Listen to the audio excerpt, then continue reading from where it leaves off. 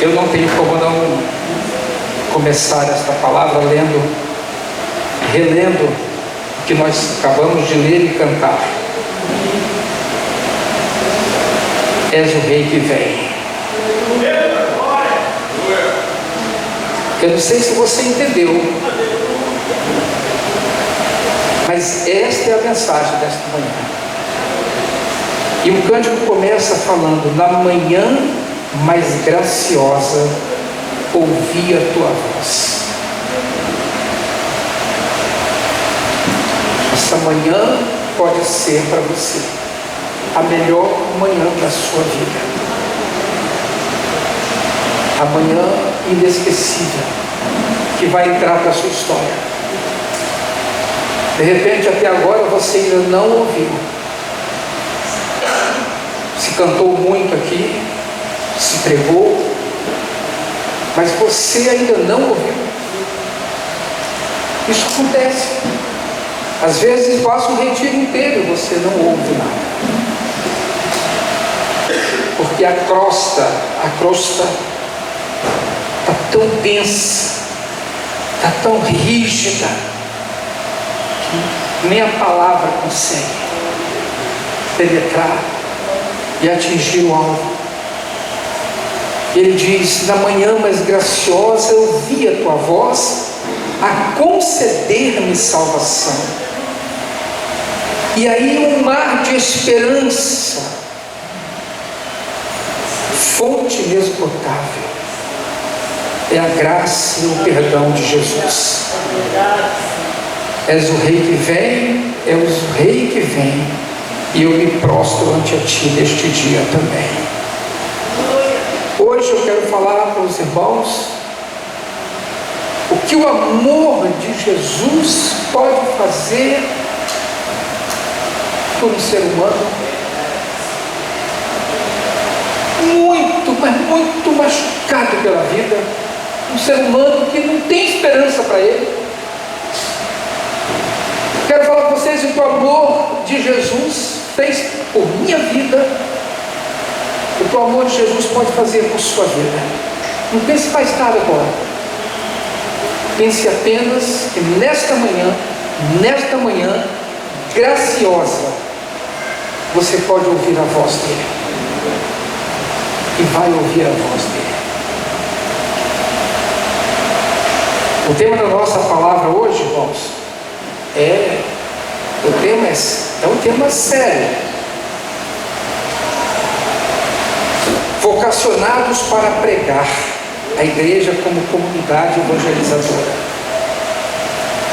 Paulo, o tema desse retiro surge de uma palavra do irmão Paulo, né? Paulo fala de uma tal vocação, de um tal chamamento que nós recebemos. Mas antes do chamamento, antes da vocação, a gente precisa receber uma pessoa, a gente precisa receber alguém para viver aqui com a gente, para viver em nós. Se ele não chegar, eu não vou conseguir cumprir o chamamento. Não vou. Eu posso me esforçar muito, eu posso ler muito a Bíblia, eu posso fazer muita coisa, eu posso pregar até muito bem, mas no chão da vida eu não vou conseguir cumprir o chamamento.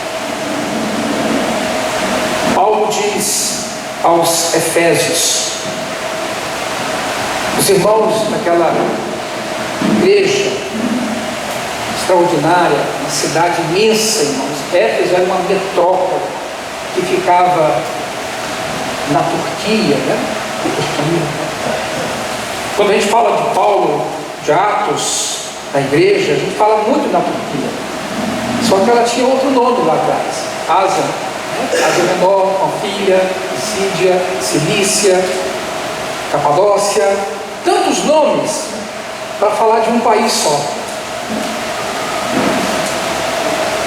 Quando ele escreve aos santos em Éfeso, que foi uma igreja que deu muito trabalho para ele, muito trabalho, ele ficou 1 ano e meio em Éfeso para cuidar dos irmãos.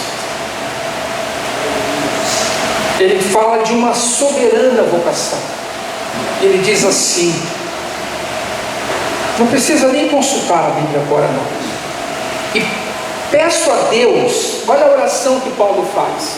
Eu peço a Deus, de nosso Senhor Jesus Cristo, o Pai glorioso, que dê a vocês o seu Espírito, que dê a vocês o Espírito dele, o Espírito que os tornará sábios e revelará Deus a vocês.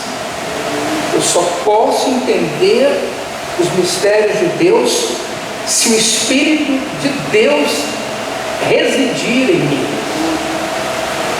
Senão eu vou continuar na ignorância. E ele diz mais: para que assim vocês o conheçam como devem conhecer. Vocês precisam, é quase que um grito, um clamor. Senhor, o que eu posso fazer a não ser interceder pelos irmãos que estão nesta cidade, para que eles te conheçam como o Senhor merece e deve ser conhecido.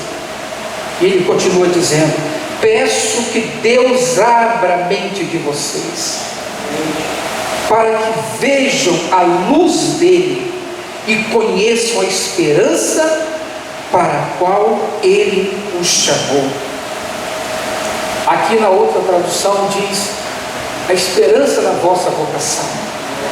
Tem uma vocação, tem uma chama dentro de nós, nos chamando para viver isso aqui que Paulo está falando. E ele continua dizendo: e também para que saibam como são maravilhosas as bênçãos que ele prometeu a vocês, e como é grande o seu poder que opera em vocês.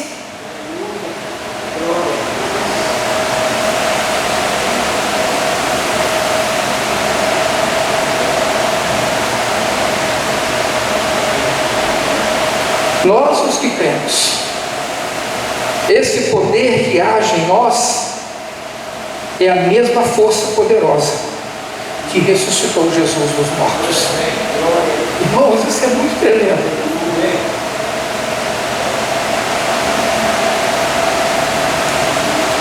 Eu acho que nós não sabemos, nós não estamos desfrutando de tamanho poder. É forte demais ler isso aqui e olhar para a minha vida e falar: Senhor, por que eu preciso viver comendo migalhas? Por que eu preciso viver essa vidinha medíocre que eu vivo? Quando o poder que opera em mim foi o mesmo que ressuscitou Jesus e tirou Jesus do túmulo, que tirou Lázaro do túmulo. Irmãos, tem algo muito grande de Deus para nós nesta manhã. Eu não sei nem se eu sou capaz de transmitir o que o Espírito Santo quer transmitir. Olha a Deus, para Deus me dar clareza, para Deus colocar na minha boca o que precisa ser dito. Porque nós somos muito limitados para falar de tanta glória, tanta grandeza que nos é oferecido por Deus.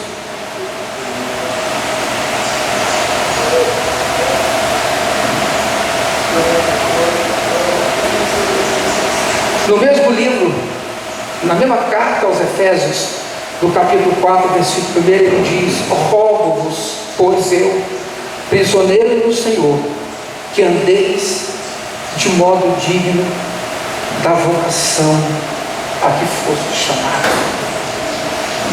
Paulo continua orando para que os irmãos desfrutem e vivam na dimensão desse chamamento, dessa vocação.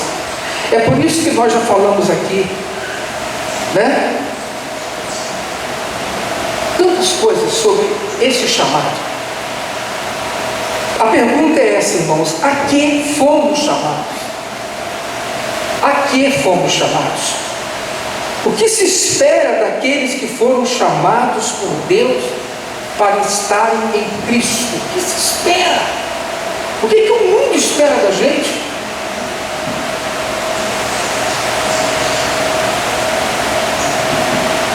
Nós vamos falar isso hoje. As mensagens do retiro: vocacionados para amar,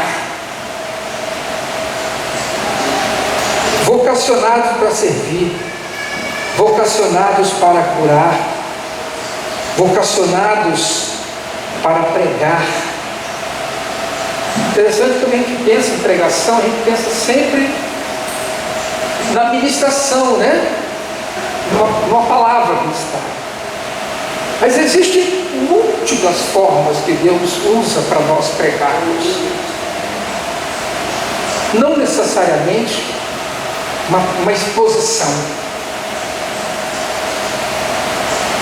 Às vezes o meu silêncio, na hora de um conflito, pode anunciar Jesus. Aquele espírito contencioso que está no coração daquela pessoa, que quer dividir comigo, que quer me ferir, que quer ferir as pessoas. Às vezes o meu silêncio vai dizer para ele: tem alguma coisa diferente nesse sujeito. Porque ele não entrou no meu esquema de conflito. Ele está em paz. Tem uma paz nele que eu não sei o que é. Você está pregando. Você está anunciando o reino. E é por isso, irmãos, que nós vamos falar um pouquinho sobre isso. Porque o nosso chamamento é exatamente para isso que está aqui. Para sermos semelhantes a Jesus. Esse amor que nós vamos falar dele aqui hoje, esse amor que me alcançou, né? Essa misericórdia, essa compaixão desse Deus, quando Jesus diz: seja perfeito como é perfeito o vosso Pai que está no céu. Jesus não está falando em hipótese alguma de um sistema de legalismo, de regras, de padrões de comportamento. Jesus está falando de compaixão, de misericórdia, de afeto mesmo. Porque nós não conseguiremos cumprir os mandamentos, nunca conseguiremos cumprir. Mas a compaixão eu posso sentir, eu posso viver isso.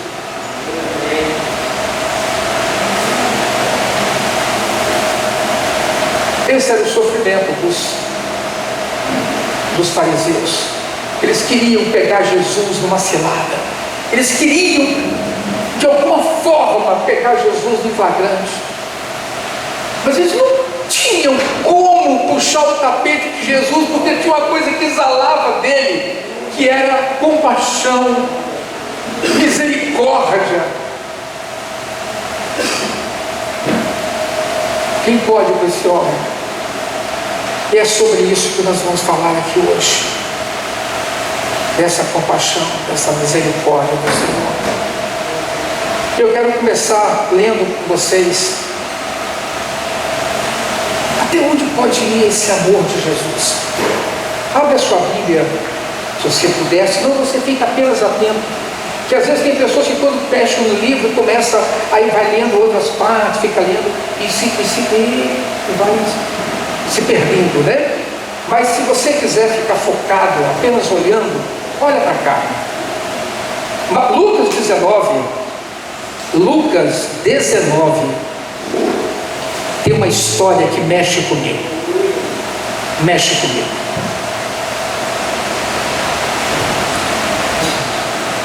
Por essas aqui eu não esperava. Jesus tinha fama de andar com más companhias. Isso era complicado. Por favor, entenda o que eu estou falando. Ele não estava ali para provar, para aprovar a má conduta das pessoas. Mas Jesus era chegado a um publicano, um pecador. Ele viu o sujeito doido no seu pecado e falava: eu vim resgatar esse. Que ele tinha nele o DNA da medicina celestial. Ele sabia que ele tinha um remédio. Esse remédio que me alcançou. que me tirou das garras de Satanás. Esse é o dom. Essa é a nossa vocação. A gente às vezes faz tudo errado. Jesus estava entrando em Jericó, atravessando a cidade, e um homem chamado Zaqueu, maioral dos publicanos, um homem rico, quando a Bíblia diz que é rico,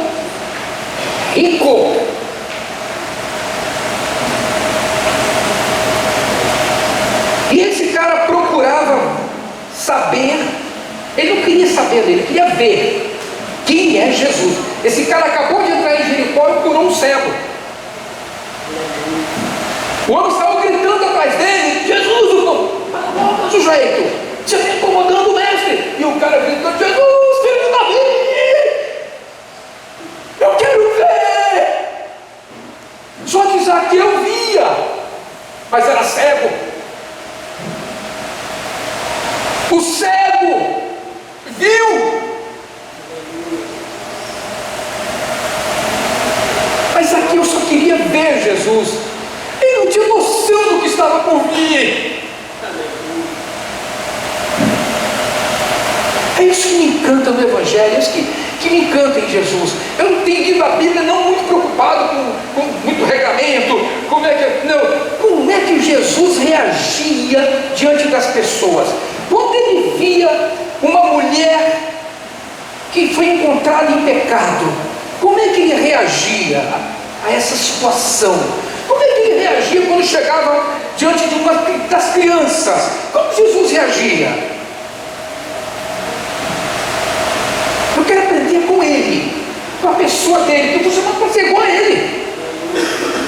E eu posso ser semelhante a ele. Eu posso andar pelos lugares e você falar assim: gente, esse cara parece alguém que eu conheço. Alguém fala assim: não, é Jesus, né? É mesmo, parece muito com ele. Eu posso, porque o poder que opera em mim é o mesmo que estava nele. É a Bíblia que está dizendo, não sou eu. E aí, ele disse que ele não podia ver Jesus, porque ele era baixinho, de pequena estatura, e aquele povão todo querendo chegar a Jesus. O que esse cara fez? Esse cara saiu correndo na frente, todo mundo subiu numa figueira brava, posto um sicômoro, a fim de vê-lo, porque Jesus havia que passar naquela rua, naquele local. Olha a expectativa dele. Eu acho que Jesus nem tinha visto Zaqueu estava vindo lá fora. Jesus já sentiu uma coisa incomodando ele. Eu, hein? O que vai acontecer aí na frente? Jesus passou e olhou para cima. Jesus olhava para cima para falar com o Pai, né? Dessa vez ele olhou para cima para falar com um baixote e disse assim: Zaqueu, desce depressa, por mim convém hoje ficar na sua casa. Hoje você vai me receber, hoje eu vou ficar hospedado na sua casa. Zaqueu desceu depressa, e a Bíblia diz que ele recebeu Jesus com alegria. Tem outra tradução que diz que recebeu Jesus gostoso, um gosto. Todos os que viram aquela cena, olha eu aqui, olha nós aqui, todos os que viram Jesus se aproximar de Zaqueu, Jesus falar: desce que eu... Ele deve ter abraçado Zaqueu, deve ter dado e aí, rapaz? Porque você pensa Jesus, a gente pensa Jesus flutuava assim.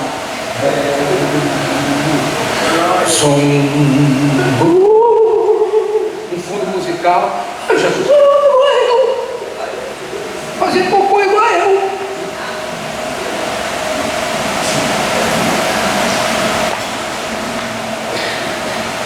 Por que eu não posso ser igual a ele? Ser semelhante a ele? Se ele prometeu isso. Ele fez festa com Zaqueu. Você não deu um beijinho, Zaqueu. Não vou exagerar não, mas deixa quieto.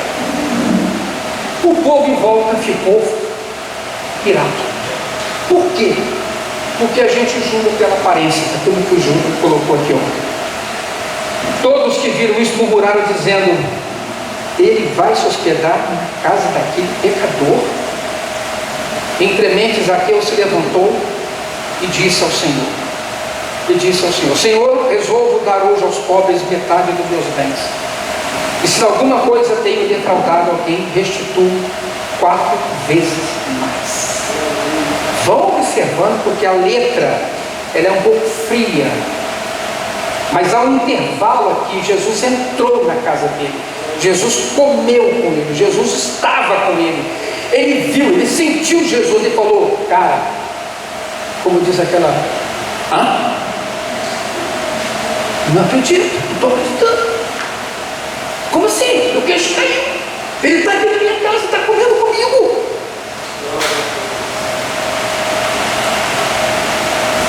Ele tem que entender o que aconteceu lá dentro, porque o real de Deus é de dentro para fora.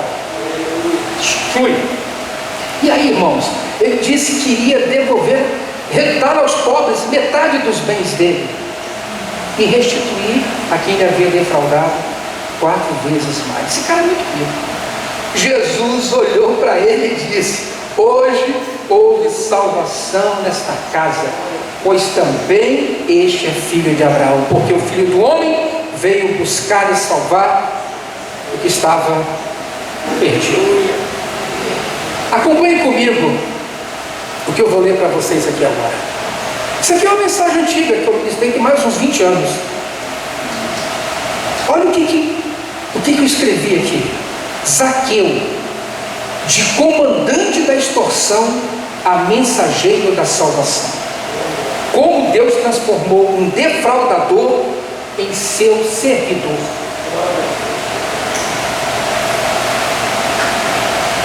Por isso que eu digo a vocês: tem que nascer de novo. Nicodemos não está me entendendo nada. Se não nascer da água do Espírito, não poderá ver o reino de Deus e nem entender o propósito de Deus. Eu quero fazer um comentário aqui sobre a narrativa, essa história. Aí eu trago a minha narrativa, o meu texto, a minha construção, como eu fui bebendo dessa conversão de Zaqueu. Porque a obra de Deus, irmãos, ela é profunda, ela é estrutural, ela é irreversível, ela é eterna. A salvação que Ele te deu, você não vai perder nunca mais. Se você está numa fase da sua vida em que o pecado está tomando força, não tenha medo disso não, você não vai perder sua salvação não. É hora de se arrepender, confessar e voltar. Mas cuidado está dado. Deus não vai se arrepender do que Ele fez com você. Ele te alcançou, Ele alcançou o Zaqueu. Eu queria muito saber o que aconteceu com o Zaqueu depois de tudo isso. Como é que foi a vida de Zaqueu? Meu Deus do céu, deve ter feito estrago por onde ele passou. Porque ele era conhecido como o pior dos pecadores. E eu vou comentar com vocês isso aqui agora nessa reflexão. Olha bem, isso aqui é só para ilustrar o tema dessa mensagem. Zaqueu era chefe dos publicanos, como eram chamados coletores de impostos. Empregava como publicano todos os meios possíveis, porque era fazer parte não só da rotina deles, né, mas da natureza pecaminosa deles, que é também a nossa natureza humana, para enganar, defraudar pessoas.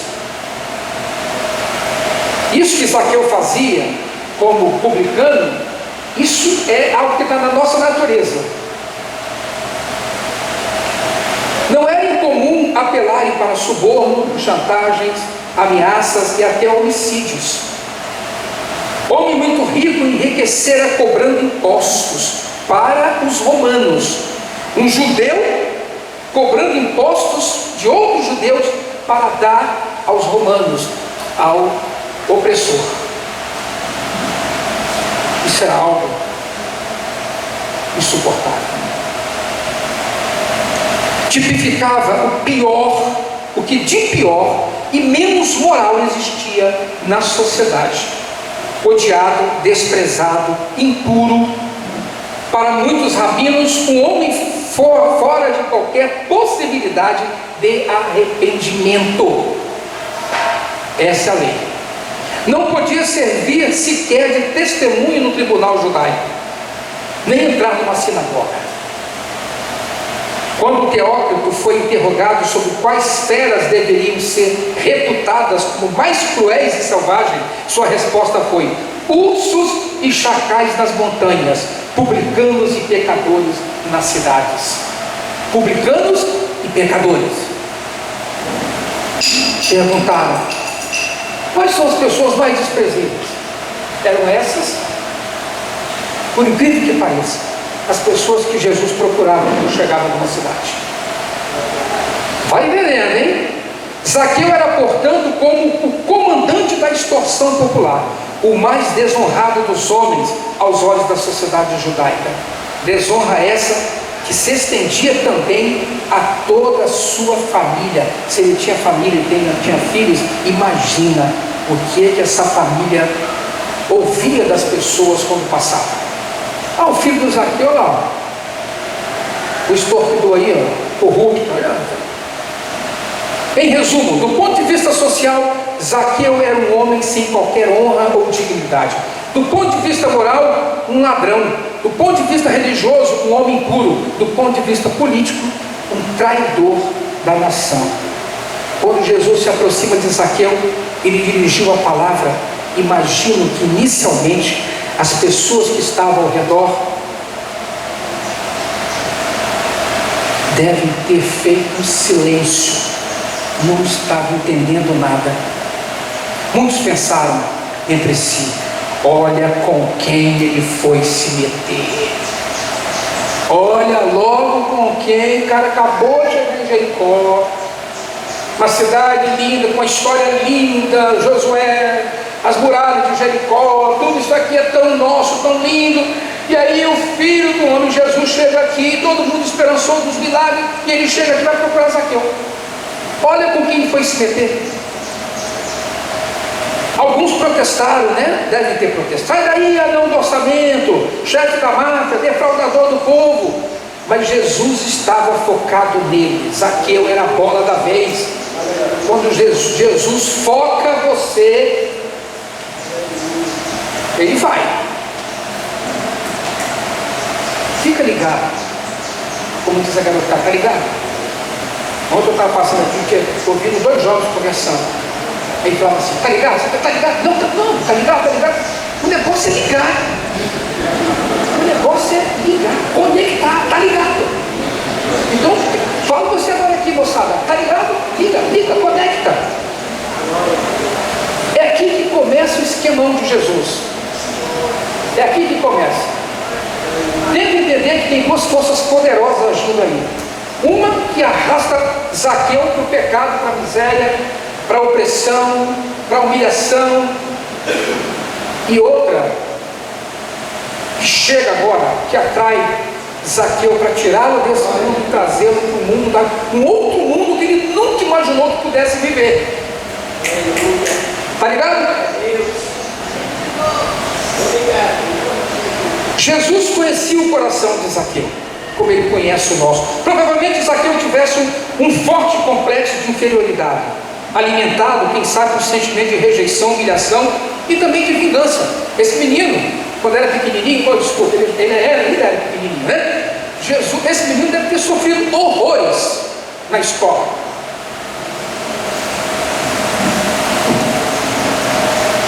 Você já viu a perversidade de uma criança humilhando, chamando um coleguinha de feio, de preto, de pobre, de feio, de anão? Você já viu? Vocês já tiveram perto? Essa ideia que você tem do seu filhinho, esse anjinho, essa coisinha celestial, vai cair por terra. O dia que você encontrar seu filho humilhando um coleguinha dentro da escola.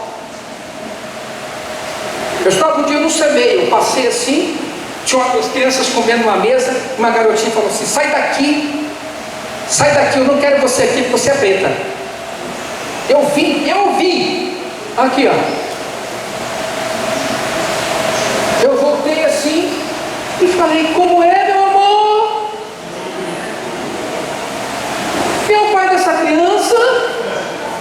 Que eu preciso dar um coro nesse sujeito?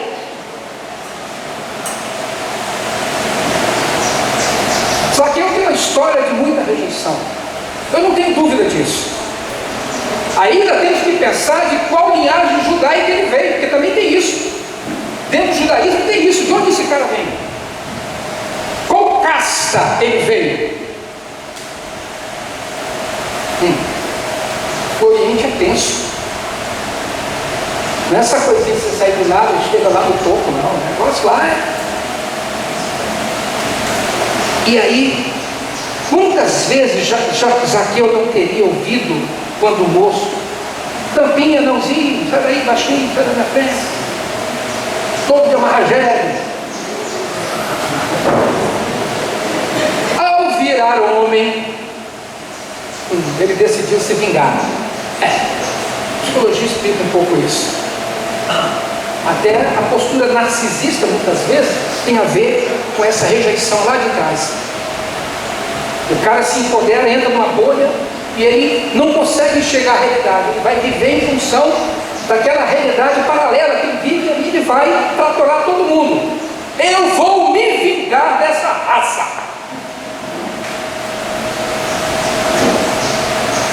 Ao virar homem, ele se vinga e vai trabalhar para os romanos. Agora vocês me pagam mesmo, pagaram mesmo, pagaram imposto para ele dar o dinheiro para os romanos. E não, eu não presto mesmo, então eu vou extorquir todos vocês. Interessante que o nome Zaqueu vem do hebraico Zaca, que quer dizer puro, aquele que é puro, uma antítese do seu comportamento. Acredito que Zaqueu sabia que a sua riqueza não vinha de Deus, mas advinda de um roubo e extorsão do povo. Todo corrupto em consciência que ele é ladrão. Se você pega uma borracha de alguém, um pedaço, um lápis, você se apropriou de uma coisa que não te pertence, você sabe que você está errado. Qualquer pessoa. Mas se ele está na bolha também, se ele criou uma visão dele, um conceito dele, né, para fugir dessa realidade que ele viveu e sofreu lá atrás, ele vai achar isso muito normal. Irmãos, a mente humana é uma coisa tremenda, é terrível. Tem líderes aí extorquindo o povo de Deus e achando isso muito normal e justificando isso na Bíblia.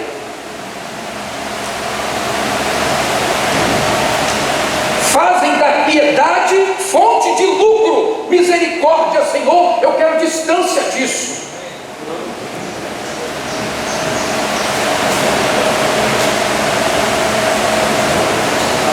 Zaqueu sabia, Jesus conhecia o coração de Zaqueu, bem como o seu estado emocional.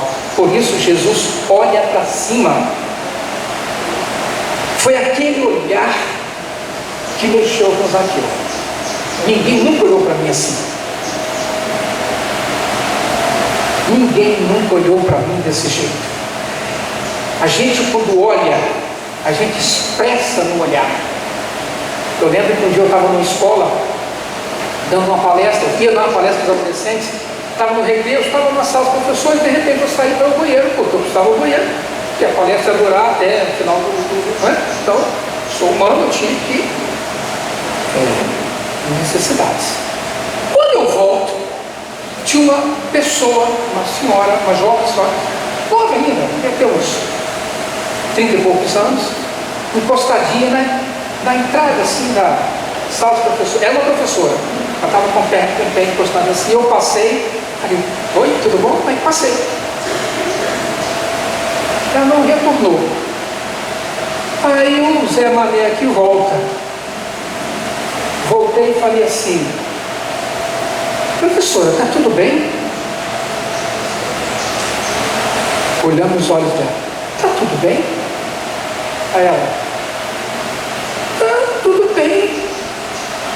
Eu falei: mas seus olhos não estão me dizendo isso. Olha que sujeito enxerido.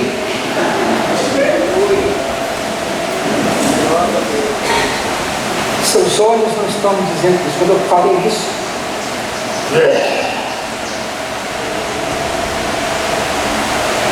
e ela falou assim, eu falei, olha, senta aqui, vamos conversar um pouquinho. Na sala, entrada na direção, ela sentou, eu sentei e falei, eu posso te ajudar de alguma forma? Deixa eu te falar, eu sou Norival, sou da Secretaria de Educação, sou da CEDU, né?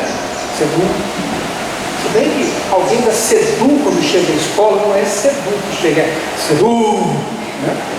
Parece que vai fiscalizar, punir, vigiar o professor. Aí eu cheguei. Eu estou aqui autorizado.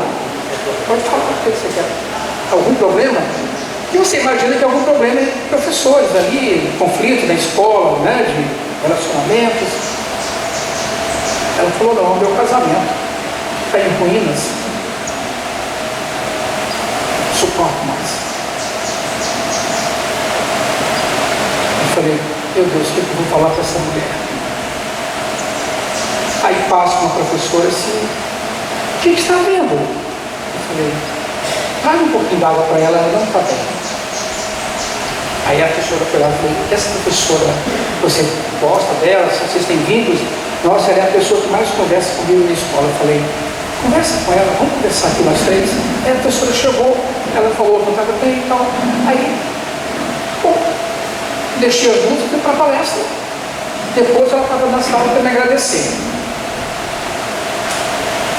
Os olhos falam muito. Jesus, quando olhou para Zaqueu, ele falou, ninguém nunca olhou para mim com esse olhar de misericórdia. Foi isso. Presta atenção. O que se passou na casa de Zaqueu? Jesus olhou para ele, né? Zaqueu viu toda a sua impureza, seu pecado. E Jesus diz, desce depressa, eu vou hoje estar com você na sua casa. O que se passou na casa de Zaqueu é a grande pergunta. Nós estamos falando aqui que nós somos vocacionados para sermos semelhantes a Jesus. E uma das marcas dessa vocação é a pregação. Zaqueu não estava ali ouvindo a pregação do Evangelho. Jesus é o Evangelho. Quem estava ali era o Evangelho em carne e osso. Isso impacta mais do que uma pregação. Quando o Evangelho está impregnado na sua pele, nos seus olhos, no seu toque, nas suas palavras, ninguém fica, as pessoas não ficam sem ser impactadas. E discurso vazio, todo mundo percebe, são apenas mais palavras vazias. Mas a compaixão de Jesus me faz romper com paradigmas, com padrões, com legalismo e entrar na casa do pecador para dizer para ele, a salvação chegou aqui hoje. Manhã gloriosa de salvação. Esse é o segredo. O que se passou? Os presentes lançaram olhares de ódio e rejeição sobre ele. Jesus olhava com aceitação e compaixão, não aprovando a vida pecaminosa dele, mas Jesus tinha algo em mente, e vocês vão entender esse mistério daqui a pouquinho. Jesus olhava com aceitação e compaixão, quanto a ele seu peito ardia, inimaginável acontecera, a graça agora estava na minha casa, e estava ali diante dos meus olhos, era Jesus de Nazaré. Eu queria só vê-lo passar, mas ele agora está dentro da minha casa, ao vivo, a cores. Não dá para resistir a esse cara, não dá. Como ele era diferente dos fariseus, dos sacerdotes de Israel, era um cara simples, atencioso, envolvente, gracioso, conversava, dialogava, me ouvia.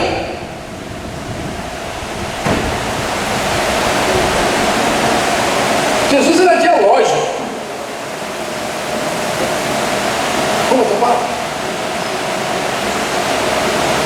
E aí está a força do Salvador, a força do Evangelho. A graça estava ali, bem à frente de Zaqueu, perdão oferecido de forma de taça transbordante. O coração de Zaqueu era tocado, tanto quanto sua consciência. A luz entrava agora, demonstrava e destronava as trevas na mente de Zaqueu. Raciocínio de esperteza, tirar vantagem em tudo, vingança, foram sendo substituídos por um sentimento de doação, generosidade e perdão.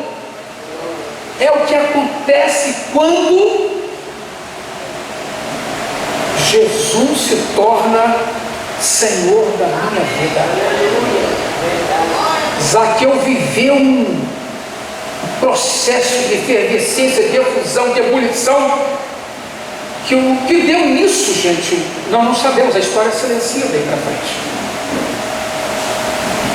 Veja o que acontece. O poder de Jesus estava mexendo com a estrutura de Zaqueu, com a sua consciência e com o seu coração, com as suas emoções. Quem sabe Jesus não fez uma oficina de afeto com ele? Zaqueu, preencha aqui o seu iceberg. Fora eu sou assim, mas por dentro, Senhor, eu estou escolhido e arrumado.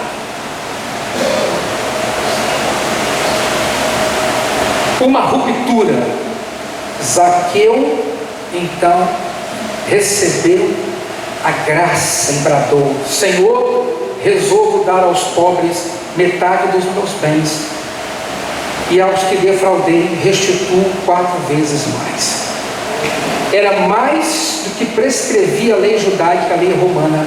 A lei fica sempre aquém da graça. Ela não é generosa como a graça. Zaqueu era agora um novo homem. Afinal, a salvação chegou ao mais desprezível dos homens. O que a graça de Jesus pode fazer por você? O que o amor de Jesus pode fazer por você? Por que eu estou lendo isso aqui para vocês, irmãos? Estou trazendo a lembrança dessa mensagem. Uma vez eu preguei. É para falar para vocês que na vocação que nós recebemos está uma legalidade que nos é dada pelo Espírito Santo de anunciar e proclamar o reino de Deus. Só que não dá para fazer isso se a gente não estiver cheio do reino, nem vivendo na sua essência o reino.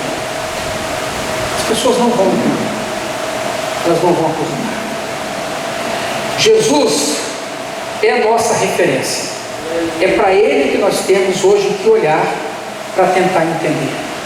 Eu falei com vocês que a palavra de Jesus, esse acesso de Jesus aos pecadores, tinha um objetivo: salvar quem estava perdido, curar quem estava doente. Não foi assim com Levi? Quando ele foi à praia, passou ali, depois ele olhou, voltando, viu Levi ali, fazendo a cobrança de imposto, falou: vem comigo, segue-me. Levi foi com ele. E o que os fariseus disseram quando viram Jesus ali com aquele publicano, de novo publicano? Olha, nem se sentem, comem, bebem com essas pessoas. Chamaram Jesus de beberrão, de comilão. Está na Bíblia, vai ler essa escritura, vai ler o Antigo Testamento, o Novo Testamento. Chegaram ao ponto de rotular Jesus amigo de pecadores. Na verdade, eu acho que isso foi uma honra para ele, porque a missão dele foi exatamente essa: salvar pecadores. A nossa missão, quando nos aproximamos de pessoas que não têm Cristo, não é julgar essas pessoas, não é condenar essas pessoas, não é humilhar essas pessoas, não. Nossa missão é ganhar essas pessoas, alcançar essas pessoas. Mas para isso, Deus vai precisar de um vaso cheio. As pessoas vão ter que olhar para mim e falar assim: cara, eu vejo Jesus nesse rapaz, eu vejo Jesus nessa irmã, eu vejo Jesus nesse ancião. Eles vão ver Jesus em você, precisam ver.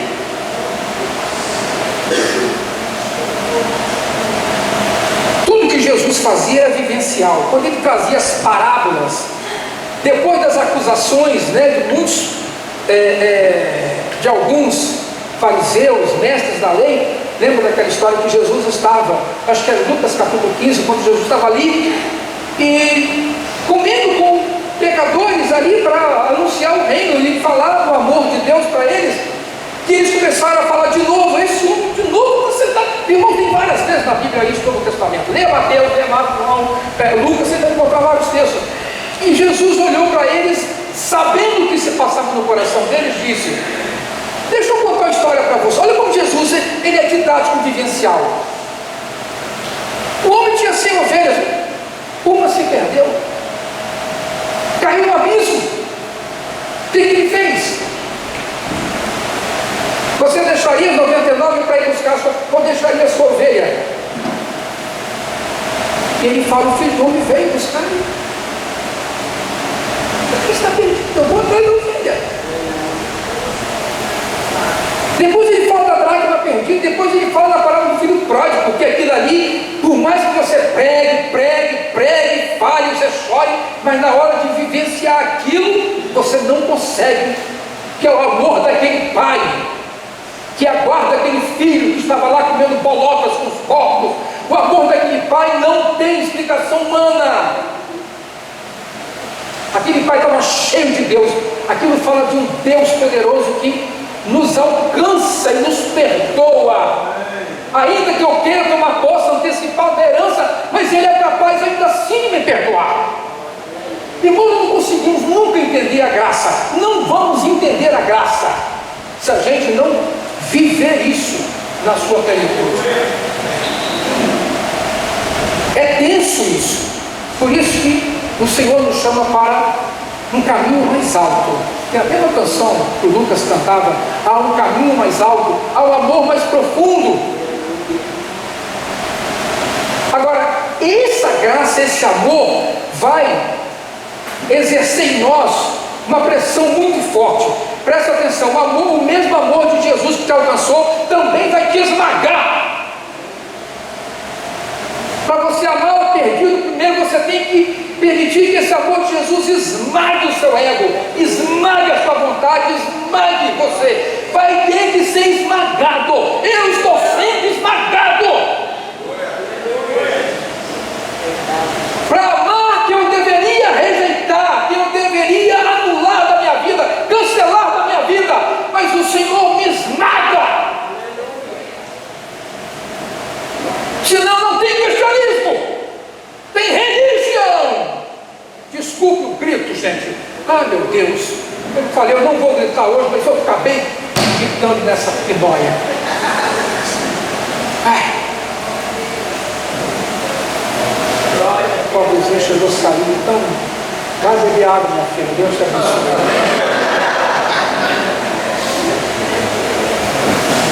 O amor de Jesus é dialógico, é vivencial. Irmãos, Jesus, os diálogos de Jesus se davam no caminho, na saída da sinagoga, depois de uma conversa com a multidão, dentro de uma casa, andando na cidade, no campo, em diversas circunstâncias.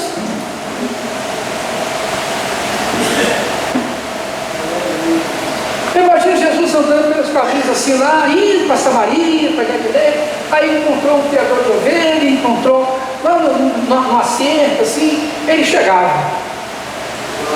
Eu imagino Jesus assim, ó, Dudu. Que gostava de gente, chegar perto de gente que tem cheiro de odores, tem fedores, mas ele chegava. Fui na palestra numa escola, tinha um homem enorme, o homem veio me abraçar e estava suado. Quando ele chegou perto de mim, eu dei um abraço nele, eu olhei aquele suor correndo e eu falei: Quando eu vi, eu já estava atracado com o sujeito. E as marcas deles ficaram ali.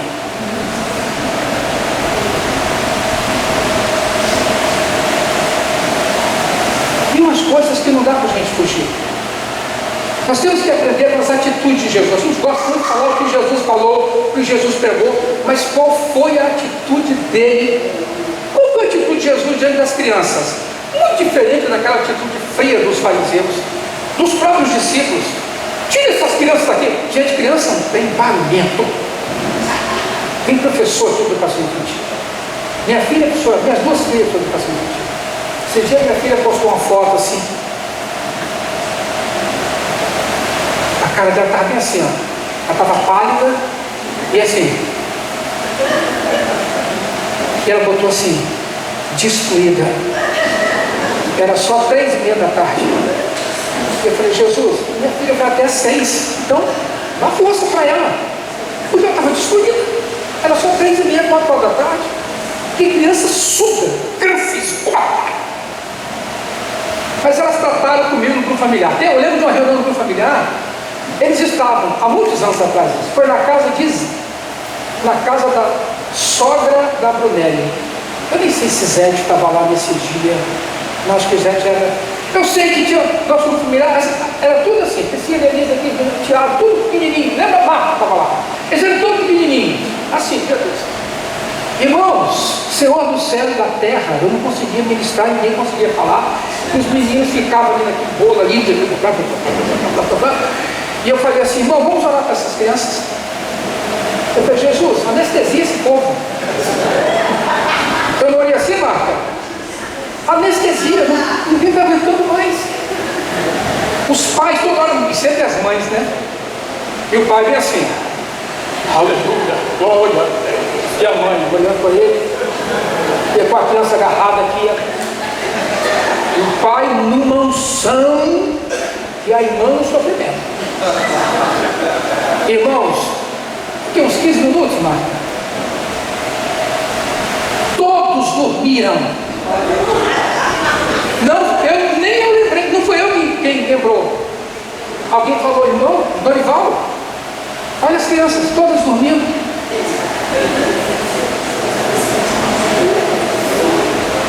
Fala com Jesus, meu irmão.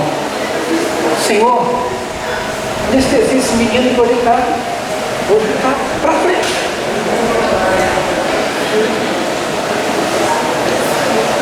As crianças gritando, imagina.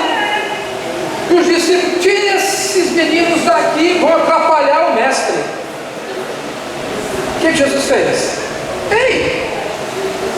Ó, Jesus, ei! Como assim? Tá ligado, Pedro? Só. Se liga, Pedro. Deixai vir a mim os pequeninos e não os embaraceis. Quem embaraça os pequeninos? Nós. Deles é o reino dos céus. Então, quando você olhar aquela criançada ali atrás, irmãos, pensa nisso. Jesus seria capaz de largar aqui, ó. Vou deixar por último, tá? E lá atrás, sentar no meio deles, contar uma história para eles, acalmar os meninos, dar uma anestesiadazinha neles e voltar para falar com os grandinhos. Mas ele não ia perder a oportunidade de estar com os pequeninos. Como é que é a atitude de Jesus? Essa tem que ser a nossa atitude diante das pessoas.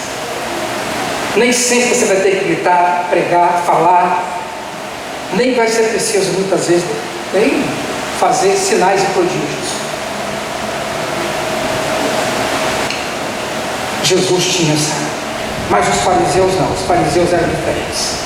Qual é o problema do espírito farisaico, irmão? Presta atenção nisso agora. Isso aqui pode mudar a sua vida. O problema dos fariseus não é o fariseu, é o espírito farisaico, que pode tomar conta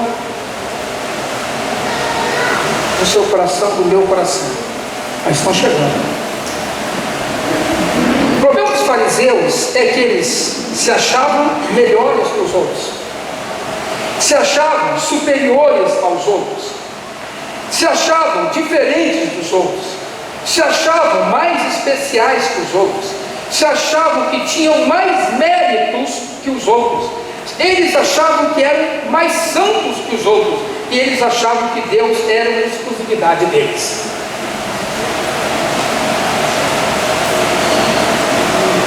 Lá em Lucas 19, Deus tornara-se exclusividade de Zaqueu, porque Deus entrou dentro da casa dele e mudou a história de Zaqueu.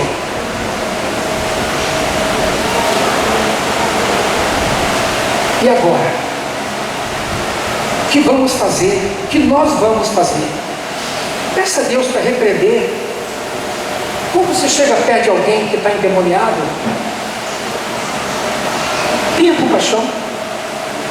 Quando você chega perto de alguém que está vivendo uma vida de prostituição, como aquela mulher que foi pega em adultério, não sei se ela era adúltera, ela foi pega em adultério. Você pode ser pego em adultério em qualquer momento. Aqui agora você traz à sua memória uma imagem, sabe, de um corpo feminino ou de um corpo masculino, e você, a cabeça sua imagem. Deus está vendo isso, Ele sabe. Flagrante adultério. A minha mente. Quando você chega perto de alguém que está em profundo sofrimento, numa rua, não tem o que comer, se você não tem para dar, não julgue também, não diga, não. Deve ter tido algum pecado na sua vida. Fala. Você estiver perto do irmão que está passando, o irmão está com uma doença, uma enfermidade que possa, aos olhos dos homens, ser dita como incurável, não julgue esse irmão por isso. Deus está tratando. Era mais ou menos a postura dos fariseus quando eles viam Jesus. Eu posso imaginar que decepção deve ser para Jesus ter que lidar com os mestres da lei judaica, porque ele era judeu, israelita. E aí Levi foi chamado, tornou-se discípulo, chama Jesus para ir à casa dele. Jesus dá uma festa, chama a família para apresentar Jesus aos familiares, para apresentar Jesus aos amigos, para falar da sua nova vida. E os caras chegam, porque se há superiores, aí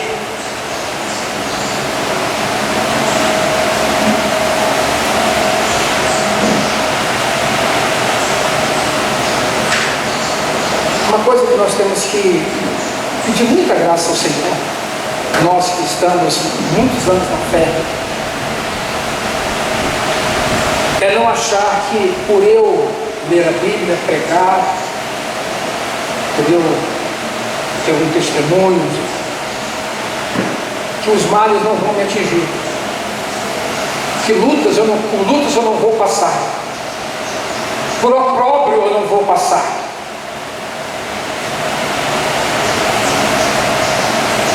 Estou vendo aqui vários irmãos, alguns que passaram por opróbrios vorazes, dolorosos, e encontraram na igreja, nos grupos familiares, o lugar do pranto, do choro, da dor, de botar para fora a sua vida.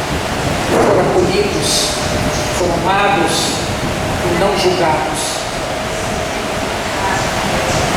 Deus está querendo levar um caminho de maturidade, irmãos. Na verdade, a igreja do Senhor, ela pode ser uma comunidade evangelizadora quando a gente começar a viver muito isso. O que aconteceu em Antioquia? Antioquia está a 400 km de Jerusalém, 450 km de Jerusalém, indo para o norte, para o norte. Antioquia da Síria. Jerusalém era a cidade, era um lugar onde tudo acontecia, mas também era o centro do legalismo. A igreja nasceu judaizante, ela nasceu com essa coisa do caráter a lei. O mesmo povo que viu a igreja nascer também foi o povo que crucificou Jesus. Mas aí alguma coisa começou a acontecer fora dos muros, sabe? Fora dos muros da cidade sagrada. Porque para eles, tudo era para eles. Aliás, Jesus veio para eles. Mas eles não receberam. Então Jesus falou, o Pai do Céu falou, vou transbordar. Vai fluir de Jerusalém. Os tronos de justiça continuam lá. Deus não esqueceu de Jerusalém, sua amada cidade. Mas a graça se derramou pelas portas, pelos muros de Jerusalém e foi alcançando localidades fora, até que ela saiu das fronteiras de Israel. Foi lá para a Síria, Antioquia. E um burburinho, um movimento começou naquela cidade, um movimento para lá e um movimento para cá, e o povo dizendo o que está acontecendo, e Deus visitando, e gente sendo salva. Aquele movimento que aconteceu em Jerusalém aconteceu lá agora, só que era uma igreja de gentios. Lá tinha alguns judeus, mas tinha muito grego, tinha muito sírio, tinha muita gente lá de todas as regiões. E o evangelho foi se espalhando por aquele lugar. Aí Jerusalém foi o seguinte: ô Barnabé, vai lá, resolve o que está acontecendo. Vê lá, o que é isso? Barnabé foi lá e falou: o negócio aqui está bom. Isso aqui está muito bom, isso aqui está bom. Barnabé deve ter cantado isso. Eu não vou voltar para Jerusalém. Foi lá, prestou conta do negócio, voltou, foi lá em Tarso chamar Paulo. Voltaram para Antioquia e ali Antioquia se transforma e Jerusalém perde essa primazia. Que Jerusalém estava presa aqui pelo legalismo. Sabe, Ricardo? Presa. Como os gentios vão receber o mesmo que nós estamos recebendo? E aí Antioquia começa a mandar gente para o mundo inteiro. Aliás, irmãos, Antioquia, a gloriosa Antioquia do Novo Testamento, é hoje a cidade que está em ruínas por causa do terremoto. Antioquia hoje fica na Turquia, ela é chamada de Antáquia. No mesmo sítio onde estava a velha Antioquia de Paulo e Barnabé, ali, às margens do Orontes, de onde partiram para suas viagens apostólicas. Centenas de prédios desmoronaram em Antioquia. Prédios altos desabaram por causa do terremoto. E o terremoto alcançou toda aquela região da Cilícia, subindo para o Planalto, indo para a Capadócia, até chegar na região de Adaná e Tarso, onde Paulo nasceu. Os limites do terror foi de Tarso a Antioquia. Aquela região onde ferveu o Evangelho de Jesus e se espalhou por toda aquela parte. Nós temos que orar por aquele lugar, irmãos. Orar, porque ali a graça de Deus se manifestou. E foi uma igreja, irmãos, que alcançou muita gente, que a igreja, aquela igreja quebrou os paradigmas. Quando a gente vai lá em Atos capítulo 13, deixa eu pegar aqui no meu celular, que é mais rápido quando a gente vai lá em Atos capítulo 13, a gente vê algo extraordinário acontecendo ali. O que está dizendo ali? E na igreja de Antioquia, que estava em Antioquia, havia profetas e mestres, a saber, Barnabé e Simeão, chamado Lídia, Lúcio, Cirineu, e Manaém, Alguns Herodes, Petrarca e Saulo. Esse primeiro verso nos revela a característica marcante de uma igreja onde a diversidade étnica, cultural e social dos irmãos que ali congregavam, a começar pelos profetas e mestres, foi o pontapé inicial de Deus para levar o Evangelho para muitos lugares do mundo. Não era Jerusalém, era Antioquia. Quando você vai olhar, Simeão, Barnabé era de Chipre, uma ilha ali, um país hoje chamado Chipre. Simeão também era chamado de Níger, que quer dizer negro. Nosso irmão Níger, profeta ali de Deus em Antioquia, era africano, ele era um homem preto, homem separado por Deus. Também fala de Lúcio, Cirineu. Onde ficava Cirene? Cirene é África. 2 africanos. Olha quem está aqui agora, Manaim, irmão de criação de Herodes, da elite judaica, elite, ó, topo da pirâmide. E Paulo, olha a turma.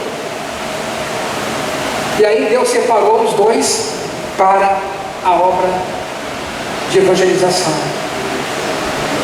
Deus pode tornar a igreja de Vitória essa igreja acolhedora, essa igreja cuidadora, essa igreja pregadora, não julgadora, uma igreja que ama, que cuida, que vai lá, traz as pessoas, faz esse resgate.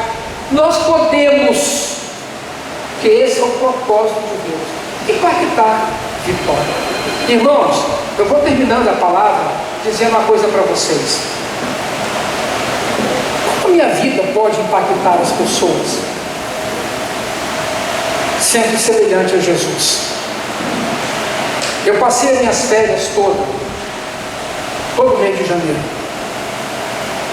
com muita agonia. Meus problemas familiares, processo de aposentadoria, rolando aquelas coisas todas na minha cabeça, batalhas. E aí eu falei: Senhor, aquieta meu coração, aquieta minha alma, esse negócio está muito difícil. E aí, irmãos, do nada, um dia eu acordo, faço meu café, sento na minha sala ali e fico ali vendo um jornal, sei lá, não sei que jornal era. E aí pego o meu celular e vou lá no Instagram. E Deus manda uma mensagem para mim de um ex-aluno, um garoto que eu nunca falei abertamente de Jesus para ele.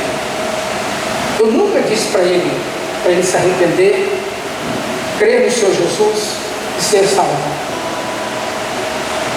Ele pediu para eu adicionar, aliás, antes ele pediu para adicioná-lo. Eu adicionei ele. Agora eu sei por quê. Eu fiz uma publicação dos 7 anos do projeto na Serra, né? Na oficina, que a gente faz lá na Serra. Fiz uma publicação, botei uma foto e ele pediu, adicionei, daí a pouco ele mandou um texto para mim. Nesse texto ele traz uma foto. Esse menino, eu não dava nada por ele, um ser humano desprezível, mas eu amava. Eu não tinha como amar aquele cara, Marcelo, porque ele era inteligente, habilidoso nas palavras, mas era arteiro, Ricardo, muito arteiro, sinistro. Eu falei: ou ele vai para o bem, usar a inteligência para o bem, ou vai ter inteligência para o mal. Mas como que o hábito de orar? Eu pegava a pauta e orava pelos alunos. Eu cito nome por nome no diário. E eu sempre me aproximava dele, mas me aproximava com compaixão. Eu olhava dentro do olho dele: cara, eu gosto tanto de você. Você não vale nada, mas eu gosto de você. Eu falava assim com ele. Eles morrem de rir, eles adoram isso. Eles sabem que não vale nada mesmo. E aí, fomos nos conectando, alma com alma. Não era eu, era Cristo em mim,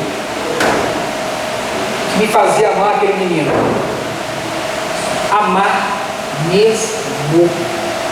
A tal ponto que eu tinha que me vigiar, me policiar, Alessandra, para que os meninos não perceberem que eu estava com chameguinho com ele. Como é que o professor tem chamego com aquela peste?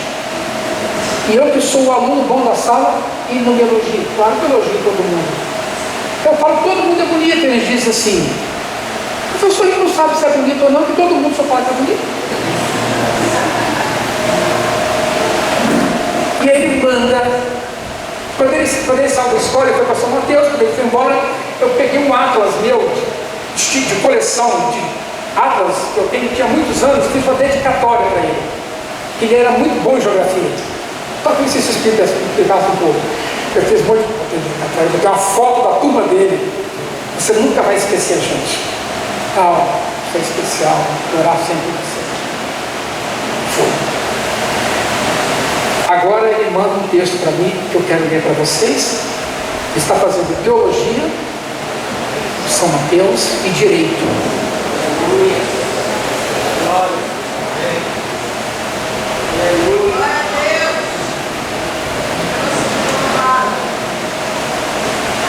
Ele botou assim: admirando nesse momento essa imagem, que é a foto, né, do Atlas com a foto dos colegas e a dedicatória, penso que ela por si só já represente um pouquinho do que é e do que foi o trabalho e o legado do meu professor, desse homem com espírito de profeta, desse marido, desse pai, desse educador, professor Lorival, mais conhecido como Bigode.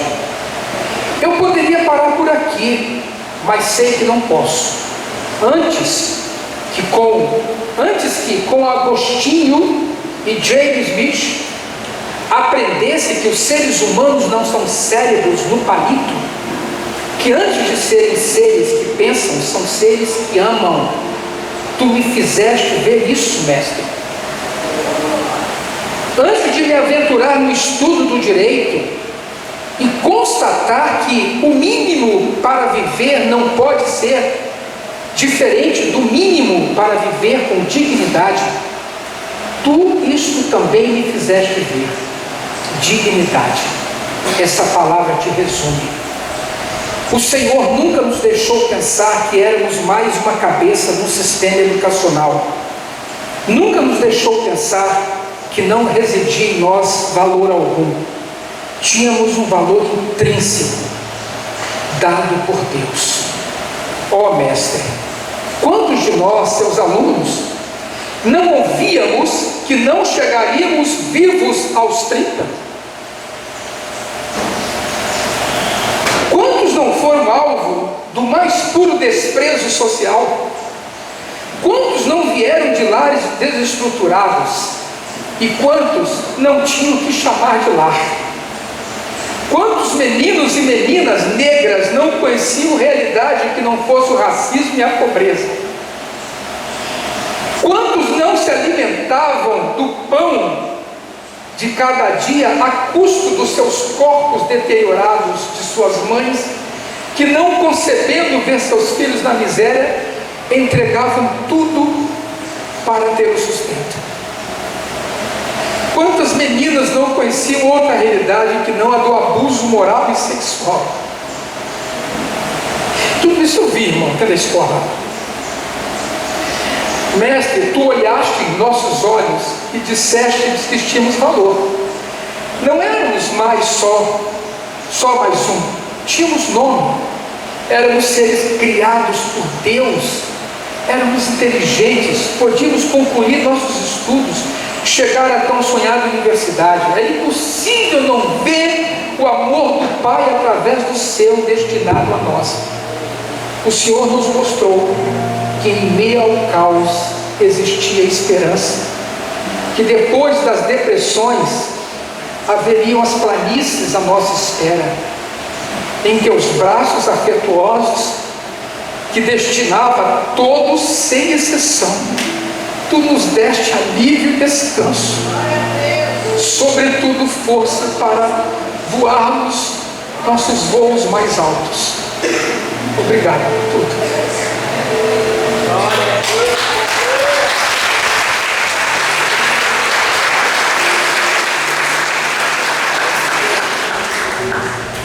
Às vezes eu voltava para casa e dizia: Senhor, por que eu não preguei? Por que eu não gritei? Por que eu não parei para orar? Por que eu não fiz isso? Ele falava: descansa, cara, quem salva sou eu. Quem inventou esse negócio de salvação fui eu, não é você. Eu dou conta disso.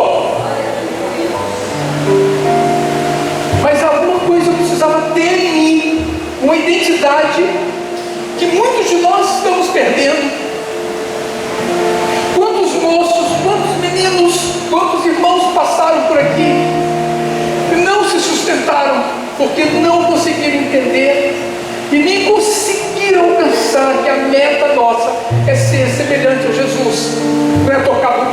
pregar bem, não é fazer muita coisa, é exalar o bom perfume de Cristo, é ter essa identidade. As pessoas precisam ver em nós a maior pregação é você. Jesus, quando ia, ele não pregava, o Evangelho ia até as pessoas. Então nós precisamos ser o Evangelho. Um dia eu postei no Facebook, estava um dia de muita raiva, eu postei: não quero mais ser evangélico, eu quero ser o Evangelho. Ainda que esse amor, essa graça nos esmague, jogue o nosso eu no chão, mas corra atrás disso, corra atrás da sua identidade. Você já recebeu tudo, está tudo em você. Há uma soberana vocação dada pelo Espírito Santo, que a gente só precisa viver e exercer no dia a dia da gente. Joga fora o espírito farisado, vá ao encontro das pessoas, vá ao encontro do seu filho, vá ao encontro do seu pai, vá ao encontro. Sossega. Eu já tenho dito isso a vocês. Ontem o irmão perguntou assim: como está a sua esposa? Está bem, está melhorando. Eu falei: irmão, tenho cuidado dela. Ela falou: pois é, mas é isso mesmo, 50%, né? Vocês são agora uma sua carne, 50 é você, 50 não. Não vai 50 não, agora é 100%. É uma entrega. O Evangelho, o cristianismo é uma entrega. Coisa linda. Quando o Zezinho contou, a Bíblia contou o testemunho dela, dizendo sobre o seu amado. Tudo que Zezinho fez foi entrega. Ele salvou a esposa.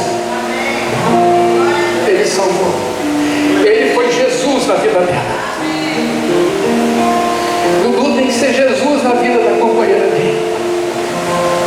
Nós temos que ser Cristo na vida dos nossos companheiros, na vida dos nossos filhos, senão nós vamos perdê-los. O mundo está muito devastador, descuidou. O mundo está tirando sonhos, aqueles projetos de vida com Cristo, tudo desmoronando. Eu convido você hoje, eu não sei como é que está a sua vidinha, seu coração, mas eu convido você a fazer uma entrega. Fala assim: Senhor, me torna semelhante a Ti. Eu preciso ser semelhante. Me torna mais parecido com o Senhor. Me faz gente que ama a gente, que salvou a minha existência. Não foi só o meu tempo com Deus de caminhada, foi eu poder viver para as pessoas, inclusive para você.